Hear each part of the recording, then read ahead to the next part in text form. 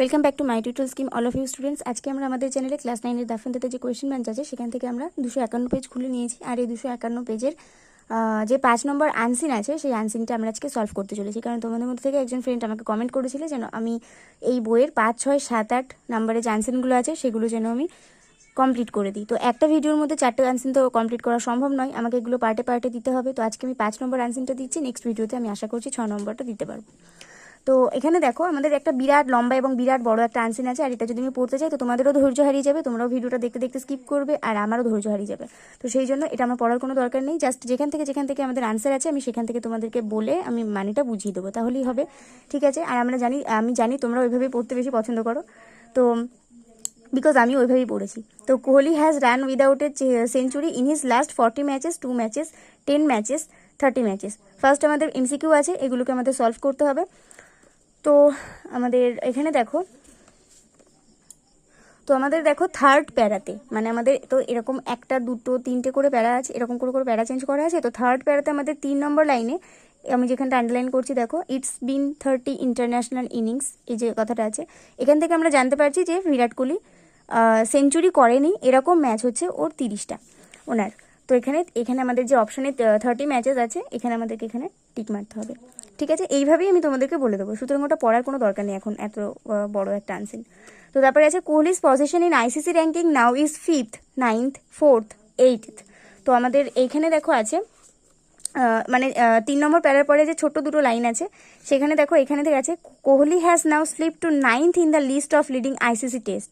তো এখানে যে 9th কথাটা আছে এখান থেকে আমরা বুঝতে পারছি যে কোহলি 9th ছিল, আর এখানে দেখো আমাদের এমসিকিউ এর অপশন এখানে 9th আছে, তো এটা আমাদের রাইট অ্যান্সার। তারপরে the head coach of Indian cricket team is Ajinkya Rahane, Rohit Sharma, Rahul Dravid আর বিরাট কোহলি। তো আমাদের ইন্ডিয়ান ক্রিকেট টিমের এখন হেড কোচ কে আছে এখানে দেখো।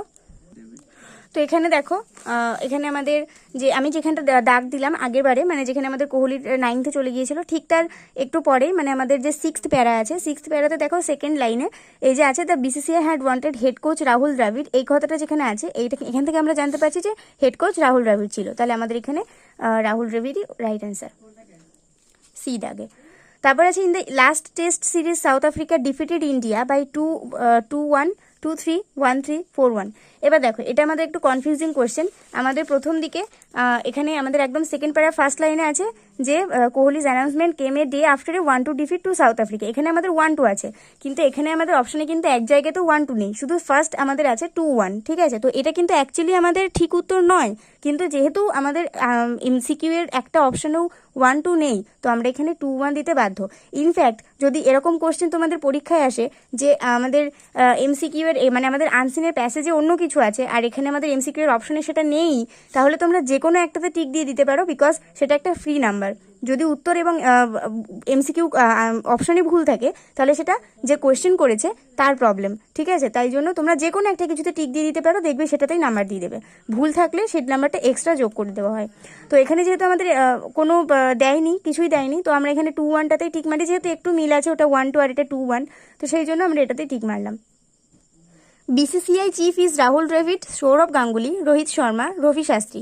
এটা আমাদের সৌরভ গাঙ্গুলি হবে, আর কেন হবে চলো বলি। আমাদের সেকেন্ড প্যারার একদম 3 নম্বর লাইনে দেখো এখানে আছে বিসিসিআই চিফ সৌরভ গাঙ্গুলির স্টেটমেন্ট, এখান থেকে আমরা জানতে পারছি যে বিসিসিআই চিফ সৌরভ গাঙ্গুলি ছিল। Virat has been the captain of team India 7 years, for 7 years, 8 years, 9 years, 6 years। Virat কতদিন ধরে আমাদের ইন্ডিয়া টিমের ক্যাপ্টেন হয়ে আছে? তো এটা দেখো 7 বছর উত্তর হবে, আর এর আনসারটা কোথায়? একদম লাস্ট প্যারাতে দেখো এখানে আছে in his speech he said it has been 7 years of hard work, মানে এখানে বিরাট কোহলি বলতে চেয়েছে যে আমি 7 বছর ধরে কঠিন পরিশ্রম করেছি, তার মানে ও 7 বছর ধরেই আমাদের ইন্ডিয়া টিমের ক্যাপ্টেন, তাহলে এটা হচ্ছে আমাদের রাইট অ্যান্সার। তারপরে বিদাগে আমাদের ট্রু ফলস করতে দেওয়া আছে এবং সাপোর্টিং স্টেটমেন্ট দিতে হবে। তো আমাদের প্রথম আছে BCCI asked Kohli to resign as test captain. BCCI কোহলিকে বলেছে যে তুমি রিজাইন করে দাও ক্যাপ্টেন থেকে, অ্যাকচুয়ালি কিন্তু এটা ফলস। আর এর সাপোর্টিং স্টেটমেন্ট কি হবে দেখো, এখানে দেখো আমাদের 3 নম্বর প্যারার একদম ফার্স্ট লাইনে আছে while BCCI did not ask Kohli to resign as test captain he would have been keenly aware of the criticism of India's middle order. তো এখান থেকে এতটা আমাদের সাপোর্টিং স্টেটমেন্ট হতে পারে, কারণ এখানে ফার্স্টে এখানে এইটুকুর মধ্যে আমরা জেনে যাচ্ছি যে বিসিসিআই কোহলিকে রিজাইন দিতে বলেনি, ঠিক আছে। সেকেন্ডে আছে Rohit Sharma holds 5th position in ICC ranking of cricketers. Rohit Sharma ক্রিকেটারদের মধ্যে আইসিসি র্যাঙ্কিংয়ে পঞ্চমে ছিল। আর এটা একটু আগেই আমি তোমাদেরকে দেখিয়েছি যে বিরাট কোহলি নাইনথে স্লিপ করে চলে গিয়েছিল, তো রোহিত শর্মার ব্যাপারটা ওইখানেই আছে। এখানে আমি তোমাদেরকে দেখিয়েছিলাম যে Kohli has now slip to ninth in the list of leading ICC test, আর ঠিক তার পরের লাইনটাতেই দেখা আছে Rohit Sharma has moved up to the 5th position. তো এটা হচ্ছে আমাদের সাপোর্টিং স্টেটমেন্ট, আর এটা হচ্ছে আমাদের ট্রু। তারপরে recently Kohli was struggling for runs, ঠিক আছে, তো recently Kohli was struggling for runs, এটা হচ্ছে আমাদের ট্রু, কারণ এর সাপোর্টিং স্টেটমেন্টটা দেখো।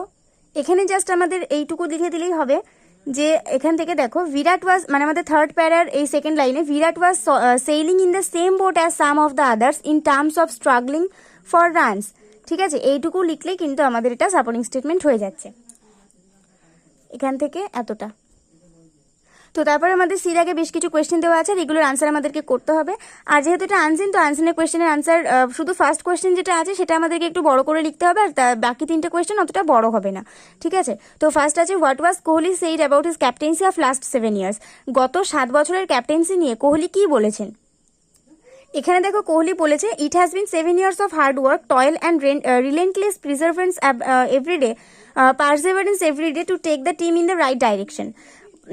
I have done the job with absolute honesty and left nothing out there. Everything has to come to a halt at some stage, and for me as Test captain of India, it's now. I have always believed in giving my 120% in everything I do, and if I can't do that, I know it's not the right thing to do. I have absolute clarity in my heart and I cannot be dishonest to my team. তো এইটুকু যেটুকু বলেছে কোহলি সেটুকু আমাদেরকে আমাদের indirect স্পিচে ভালো করে সাজিয়ে গুছিয়ে বলতে হবে, যেহেতু এটা আমাদের ডিরেক্ট স্পিচে আছে, তাই না। তো দেখো আমি খাতায় ভালো করে আনসার লিখে নিয়েছি। এখানে আমরা লিখতে পারি in the passage Kohli has said that it had been 7 years of hard work, toil and relentless perseverance everyday to took এখানে দুটো দা হয়ে গেছে, একটা কেটে দাও। To took the team in the right direction. He had done the job with absolute honesty and left nothing out there. Everything had to come to a halt at some stage, and for him as Test captain of India, it was then he had always believed in giving his 120% in everything he did, and if he could not do that, he knew it was not the right thing to do. He had absolute clarity in his heart and he could not be dishonest to his team. তো এখানে এতদূর পর্যন্ত আমি কি লিখেছি সেটা তোমাদেরকে একটু বাংলাতে বুঝিয়ে বলি। আমি লিখেছি যে এই প্যাসেজে কোহলি বলেছেন যে 7 বছর ধরে তিনি কঠিন পরিশ্রম করেছেন, তার অপ্রতিরোধ যে একটা প্রাণ শক্তি আছে তার মধ্যে, সেই মানে একটা কিছু করার অদম্য ইচ্ছা তার মধ্যে প্রতিদিন তাকে কিন্তু টিমটাকে একটা রাইট ডাইরেকশনে, মানে একটা সঠিক দিশাতে নিয়ে যাওয়ার জন্য তাকে শক্তি জুগিয়েছে। He had done the job with absolute honesty, তিনি কিন্তু এই যে ক্যাপ্টেন ছিলেন এতদিন এবং এই যে টিমটাকে তিনি এতদিন ধরে নিয়ন্ত্রণ করে আসছেন, এটা কিন্তু তিনি অত্যন্ত সততার সঙ্গে পালন করেছেন। আর এবং তিনি কিছুই মানে কোনো কিছুই তার বিরুদ্ধে ছাড়তে চাননি, মানে তিনি চাননি যে তার বিরুদ্ধে কোনো সমালোচনা হোক। Everything had to come to a halt আর, মানে সব কিছুকেই কিন্তু একটা নির্দিষ্ট জায়গায় এসে থামতে হয়, তাই না। তো সেই জন্য তিনি যে টেস্টের ক্যাপ্টেন আছেন, টেস্ট খেলার যে ক্যাপ্টেন তো তিনি চাইছেন সেটাকে এবার থামাতে, মানে তিনি টেস্ট ক্যাপ্টেন থেকে তিনি রিজাইন করতে চাইছেন। আর এটাই এখন সেই সময় এসে দাঁড়িয়েছে। তিনি বিশ্বাস করেন যে সব কিছুতেই তিনি নিজের 120% দিয়ে থাকেন, আর যদি সেই কাজটাতে তিনি সফল না হন, আর যদি তিনি সেটাতে 120% দিতে না পারেন, তাহলে তিনি মনে করেন যে এটা করার জন্য আমার এটা ঠিক সময় নয়, ঠিক আছে। তো টেস্টে এখন তিনি যখন ফ্লপ খাচ্ছেন, বারবার তিনি যখন টেস্টে ফ্লপ খাচ্ছেন এবং নিজের র্যাঙ্কিংটা যখন পিছিয়ে যাচ্ছে, তখন তিনি বুঝতে পারছেন যে এটা এখন আমার সঠিক সময় নয় টেস্টটাকে হ্যান্ডেল করার। তো সেই জন্য তিনি ক্যাপ্টেন হিসেবে রিজাইন করতে চাইছেন। আর তার মধ্যে অবশ্যই অপ্রতিরোধ একটা শক্তি আছে, তার মনে অবশ্যই একটা সুন্দর, মানে অবশ্যই একটা অনেক শক্তি, একটা একাগ্রতা আছে। এক্স্যাক্টলি আমার অনেক সময় বাংলাটা মনে পড়ে না, যাই হোক একাগ্রতা আছে। তো সেই জন্য তিনি কখনো তার টিমের সাথে অসৎ হতে পারবেন না। সেকেন্ড কোয়েশ্চেন আছে what changes found in Kohli's onfield behaviour, মাঠের মধ্যে কোহলির ব্যবহারের উপরে কি ধরনের পরিবর্তন আসছে। Kohli's onfield behaviour to has often, এখানে দেখো আমাদের 6 নম্বর প্যারার প্রথমটাতে Kohli's onfield behaviour to has often come under criticism, the latest instance being the outburst on the stump mic against a DRS decision in the third test. And the BCCI had wanted head coach Rahul Dravid to have a word with him. তো এখান থেকে এইটুকুর মধ্যে আমাদের এই on-field বিহেভিয়ারের ব্যাপারটা আমাদেরকে বোঝানো হয়েছে। আর এটা আমি দেখো ভালো করে লিখে নিয়েছি। এই কোয়েশ্চেনটার অ্যান্সারে আমরা লিখতে পারি Virat Kohli's onfield behaviour has often come under criticism, the latest instant being his outburst on the stump mic against a DRS decision in the third test. তো এখানে বলা হয়েছে যে বিরাট কোহলি তার যে মাঠের মধ্যে ব্যবহারটা সেটা মাঝে মধ্যেই সমালোচনার মধ্যে পড়ে যাচ্ছে, এবং যে একদম সম্প্রতি যে একদম শীঘ্রই যে আউটবাস্ট মানে একটা বিস্ফোরণটা যেটা হয়েছে সেটা হচ্ছে ডিআরএস তিনি যে ডিসিশনটা নিয়েছেন থার্ড টেস্টের পরে, থার্ড টেস্টে যে ডিসিশনটা নিয়েছেন যে তিনি আর ক্যাপ্টেন্সিতে থাকছেন না, আর তখনই and the BCCI had wanted, এবং বিসিসিআইও চেয়েছেন head coach Rahul Dravid to have a word with him. Head coach Rahul দ্রাবিড়কে তিনি মানে বিরাট কোহলির সঙ্গে হালকা কথোপকথন বলার জন্য বিসিসিআই চেয়েছেন, মানে অনুরোধ করেছেন বলতে পারো। তো এইটুকু হচ্ছে আমাদের অনফিল্ড বিহেভিয়ারটাকে আমরা এইভাবে হাইলাইট করে দেখাতে পারি। How did the tour to South Africa take a controversial start? কিভাবে সাউথ আফ্রিকা একটা বিতর্কমূলক, কন্ট্রোভার্সি মানে হচ্ছে বিতর্ক, আর কন্ট্রোভার্সিয়াল মানে হচ্ছে বিতর্কমূলক শুরু কি করে হয়েছিল, মানে যে ট্যুর সাউথ আফ্রিকাতে যে ট্যুর হয়েছিল, মানে ভারত যখন সাউথ আফ্রিকাতে গিয়েছিল তখন কিভাবে একটা বিতর্কতা শুরু হয়েছিল। আমাদের সেকেন্ড প্যারাতে দেখো এখানে আছে যে এখানে দেখো the tour had got off to a controversial start when Kohli had held a press meet just before flying out, in which he contradicted BCCI chief Sourav Ganguly's statement that he had been asked to reconsider his decision to step down as T20 captain। এই পর্যন্ত লিখলে কিন্তু আমাদের আনসারটা হয়ে যাবে, but এখানে কিছু চেঞ্জ করতে হবে, আর সেটা খাতায় দেখায়। এখানে আমরা লিখে নিয়েছি যে the tour had got of A controversial start when এই যে আমাদের ভ্রমণটা মানে ট্যুরটা সেটা একটা বিতর্কতার শুরু হয়েছিল সেখানে when Kohli had held a press meet, যখন কোহলি একটা প্রেস মিটিং ডেকেছিল জাস্ট বিফোর ফ্লাইং আউট, ঠিক উড়ে চলে যাওয়ার আগে মানে এখানে কি বোঝানো হয়েছে, কোহলির ফ্লাইট ছিল তার ফ্লাইটে ওঠার আগে তিনি একটা প্রেস মিট করেছিলেন, এবং সেখানে তিনি ইন হুইচ হি কন্ট্রাডিক্টেড, মানে সেই প্রেস মিটিংয়ে তিনি কন্ট্রাডিক্টেড মানে হচ্ছে কোনো কিছু হঠাৎ করেই সামনে নিয়ে চলে আসা, ঠিক আছে, মানে তুমি ধরো একটা কিছুর জন্য আশা করেই নেই, হট করে তোমার সামনে এসে কেউ মানে একটা তোমার একদম সাডেনলি কিছু একটা বলে দিল, তুমি একদম বিরাটভাবে আশ্চর্য হয়ে গেলো, তো সেটাকে বলে হি কন্ট্রাডিক্টেড মি, মানে সে আমাকে একদম পুরো কিংকর্তব্য বিমূঢ় করে দিয়েছে, বাংলায় যেটাকে কিংকর্তব্য বিমূঢ় বলে। তো তিনি তখন হঠাৎ করেই অ্যানাউন্স করেছেন যে বিসিসিআই চিফ সৌরভ গাঙ্গুলির স্টেটমেন্ট, তিনি ওই যে আমাদের বিসিসিআই যিনি প্রধান আছেন সৌরভ গাঙ্গুলি, তার বক্তব্যের সাথে তিনি তখনই হঠাৎ করে তাকে জানিয়েছেন that he had been asked two, তাকে বলা হয়েছে যে reconsider his decision two step down as T20 captain, তাকে বলা হয়েছে যে তিনি যে ডিসিশনটা নিয়েছেন যে আমি আর টি20 ক্যাপ্টেনে থাকবো না, সেই ডিসিশনটাকে আরেকবার ভেবে দেখার জন্য, পুনর্বিচার করার জন্য, ঠিক আছে, এটা হচ্ছে আমাদের আনসার। তারপরে 4 দাগে আছে what change in position to found for Virat Kohli in ICC test cricket ranking. এটা আমি তোমাদেরকে একটু আগে এমসিকিউর ক্ষেত্রেও দেখিয়েছি, আবার আমাদের ট্রু ফলসের ক্ষেত্রেও দেখালাম যে বিরাট কোহলি 9th চলে গিয়েছিল, তাই না, আইসিসি টেস্ট ক্রিকেটের র্যাঙ্কিংয়ে 9th চলে গিয়েছিল। তো এখানটা আমরা আমি আর দেখাচ্ছি না তোমাদেরকে আনসারের ওখানে গিয়ে, আমি ডাইরেক্ট আনসারটা তোমাদেরকে দেখাচ্ছি। আমি এখানে লিখে নিয়েছি যে long used to dominating the top of the charts. Dominating মানে হচ্ছে একটা কমান্ডিং ইনফ্লুয়েন্স, ঠিক আছে, মানে একটা কোনো কিছু নির্দেশ দেওয়া। তো এখানে হচ্ছে long used to dominating the top of the charts, Kohli has now slipped to 9th in the list of leading ICC test batsman. ICC test ব্যাটসম্যানদের মধ্যে কোহলি এখন স্লিপ করে 9th চলে গেছে, ঠিক আছে। আর এটা হচ্ছে আমাদের নির্দেশক বোর্ডের তথ্য অনুযায়ী, ডোমিনেটিং মানে হচ্ছে নির্দেশনা করা। তো এটা ছিল আমাদের অ্যান্সার।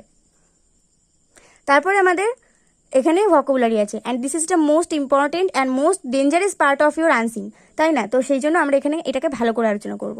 তো প্রথমে আমাদের আছে persistence in doing something despite difficulty. Persistence মানে হচ্ছে জেদ ধরে বসে থাকা, তো পারসিস্টেন্স মানে হচ্ছে কোনো কিছু একটা করার জেদ, ডুইং সামথিং কোনো কিছু একটা করার জেদ, ডেসপাইট ডিফিকাল্টি মানে কঠিনতা থাকা সত্ত্বেও তুমি কোনো একটা কিছু করতে চাইছো, তো সেটাকে এক কথায় আমরা কি বলবো। ভোকাবুলারি মিনস অ্যাকচুয়ালি আমরা যেটাকে বাংলায় এক কথায় প্রকাশ বলে থাকি, তাই না, যিনি ইতিহাস নিয়ে চর্চা করেন তাকে কি বলা হয়, ঐতিহাসিক। তো এখানে অ্যাকচুয়ালি সেরকমই আছে যে তুমি কোনো কিছু কঠিনতা সত্ত্বেও সেটা করতে চাইছো, তাহলে সেটাকে এক কথায় কি বলবো। এখানে আমাদের একদম লাস্ট প্যারাতে ফার্স্ট লাইনে আছে দেখো পারসিভারেন্স। পারসিভারেন্স মানে হচ্ছে অদম্য ইচ্ছা, মানে পারসিভারেন্স মানে তুমি বলতে পারো যে অদম্য প্রাণ শক্তি, মানে অ্যাকচুয়ালি কোনো কিছু একটা করতে চাইছো, অনেক কঠিনতা আছে, অনেক প্রতিবন্ধকতা আছে, কিন্তু তুমি সেটাকে করতে চাইছো, এবং সেটা তুমি অবশ্যই সাকসেসফুল হবে এরকম একটা ভাব নিয়ে করছো, মানে তোমার ওভার কনফিডেন্স আছে, তো এটাকে বলা হয় পারসিভারেন্স। এক কথায় যে আমরা বলতে পারি persistence to doing something despite difficulty, এটাকে আমরা এক কথায় বলতে পারি পারসিভারেন্স। সেকেন্ড আছে sudden release of strong emotion. A sudden release মানে একটা হঠাৎ করে একটা মুক্তি অফ স্ট্রং ইমোশন, খুবই শক্ত মানে খুবই কঠিন ইমোশন মানে হচ্ছে আমাদের আবেগ। তো খুবই কঠিন আবেগ থেকে একটা হঠাৎ করে একটা মুক্তি পাচ্ছে কিছু। আর তোমরা নিশ্চয়ই জানো যে আমরা যখন খুব কঠিন আবেগের মধ্যে থাকি হঠাৎ করে আমরা মুক্তি দিয়ে দিই, একটা কি মুক্তি দিয়ে দিই, আমরা কিন্তু হট করে আগে ডিসিশনটা নিয়ে নিই, তাই না? যখন আমরা কঠিন আবেগের মধ্যে থাকি, দুঃখে থাকি, কষ্টে থাকি, আনন্দে থাকি, যেভাবেই থাকি না কেন, আমরা সববার প্রথমে যেটা করি আবেগে থাকলে সেটা হচ্ছে আগে একটা ডিসিশন নেব, তারপর কোনো কথা। তো and this is the right answer, decision. তো a sudden release of strong emotion, decision is the right answer. কারণ আমরা সবসময় কঠিন আবেগের সামনে আসলেই আমরা একটা ডিসিশন নিয়েই থাকি। মানে খুবই ডিপ্রেশনে থাকলে আমরা ডিসিশন নিই বাড়ি ছেড়ে চলে যাব, মানে ডিসিশনটাই তো নিচ্ছি, তাই না? বাড়ি ছেড়ে চলে যাব। পরীক্ষায় যদি কিছু মনে না থাকে তাহলে আমি পরীক্ষায় পাশ করতে পারবো না, মানে একটা ডিসিশনে আমরা ঠিক চলে যাব। তো এটা হচ্ছে আমাদের স্ট্রং ইমোশনের মধ্যে একটা সাডেন রিলিজ, আর এটা হচ্ছে আমাদের রাইট আনসার। আর আমাদের আনসারের মধ্যে তোমরা নিশ্চয়ই ডিসিশন শব্দটা না পেয়ে থাকো, তাও আমি আরেকবার দেখিয়ে দিচ্ছি। সেকেন্ড প্যারাতে একদম লাস্ট লাইনে আছে দেখো হিজ ডিসিশন, এখানে আমরা ডিসিশন শব্দটা পেয়ে যাব। একটু আগে তোমাদেরকে আমি যেটা বললাম যে কমান্ডিং ইনফ্লুয়েন্স, ডোমিনেটিং নির্দেশনা, তো এটা হচ্ছে হ্যাভ এ কমান্ডিং ইনফ্লুয়েন্স, একটা নির্দেশনার একটা ব্যাপার থাকে যেটাতে, তো একদম চোখ বন্ধ করে এটা ডোমিনেটিংই হবে, ঠিক আছে? আর একটা জিনিস আমি তোমাদেরকে একটা টপ সিক্রেট আমি বলে দিচ্ছি, দেখো ভোকাবুলারি চেনার একটা সহজ উপায়। এখানে দেখো আমাদের প্রথমে ছিল persistence in doing something despite difficulty, ঠিক আছে? এটা বোঝার কোনো উপায় নেই। তবে পারসিস্টেন্স আর পারসিভারেন্স কিন্তু একদম একই রকম লাগছে শুনতে, এম আই রাইট? তাহলে এখানে পারসিস্টেন্স আর পারসিভারেন্স কিন্তু একসাথে আমরা করে দিতে পারি। পারসিস্টেন্স আর মানে এটাকে দেখে তোমরা কিন্তু এটাকে চোখ বুঝে পারসিভারেন্স লিখে দিতে পারো, ঠিক আছে? আবার এখানে দেখো sudden release of strong emotion, এটা আমরা অনেকটা বুঝতে পারছি, এখানে আমাদের বোঝার কোনো উপায় নেই, ঠিক আছে? তো এটা তোমাদেরকে একটু বুঝতে হবে, মানে ভালো করে মাথা খাটিয়ে। এখানে বাংলাটা বুঝতে পারলেই তোমরা ওই আনসিনটা যদি ভালো করে পড়ে থাকো পরীক্ষার ক্ষেত্রে, মানে পরীক্ষার হলে বসে আনসিনটা সবার প্রথমে ভালো করে পড়তে হবে, তারপরে এখানে এটাকে বাংলা মিনিং করতে হবে। যদি বুঝতে নাও পারো, সামনে যে এক্সামিনার থাকবে তাকে জিজ্ঞাসা করবে যে এই ভোকাবুলারিটার মানে এখানে কি বলতে চেয়েছে, আমাকে একটু বলে দিন, তো দেখবে বলে দেবে। তো যখনই বলে দেবে তাহলে তুমি বাংলাটা বুঝে যাচ্ছ যে বাংলাটা এখানে কি বলতে চেয়েছে, আর সেটাকে এক কথায় প্রকাশ করার জন্য তুমি ওখানে নিশ্চয়ই বুঝতে পেরে যাবে যে আনসিনের মধ্যে আমাদের এই ওয়ার্ডটা ছিল, তাহলে আমার এটা হতে পারে। আনসিন পড়তে গিয়েও যদি কখনো কোনো ওয়ার্ড এর মিনিং মানে বুঝতে না পারো, যদি ধরো একটা মানে আননোন একটা দিয়ে দিয়েছে যেটা তুমি জানোই না যেটার মানে কি, সেটাও এক্সামিনারকে জিজ্ঞাসা করবে। আনসিনের মিনিং আর ভোকাবুলারির মিনিং কিন্তু বলার নিয়ম আছে। মাধ্যমিক পরীক্ষায় দাও আর 9-এর ফাইনাল পরীক্ষায় দাও, দেখবে যে থাকবে গার্ডে সে কিন্তু বলে দিতে বাধ্য, সে তো তোমাকে আনসার বলে দিচ্ছে না, সে তো তোমাকে বলে দিচ্ছে তুমি যেটা বুঝতে পারছো না, তাই না? আর আনসারটা তো তোমাকে সে নিজে মাথা খাটিয়েই বার করতে হবে। তো এটা হচ্ছে আমাদের ডোমিনেটিং হবে। আর এখানে দেখো ওপরেটা ডিসিশন, তাহলে ওটা তোমাকে বুঝে বার করতে হবে।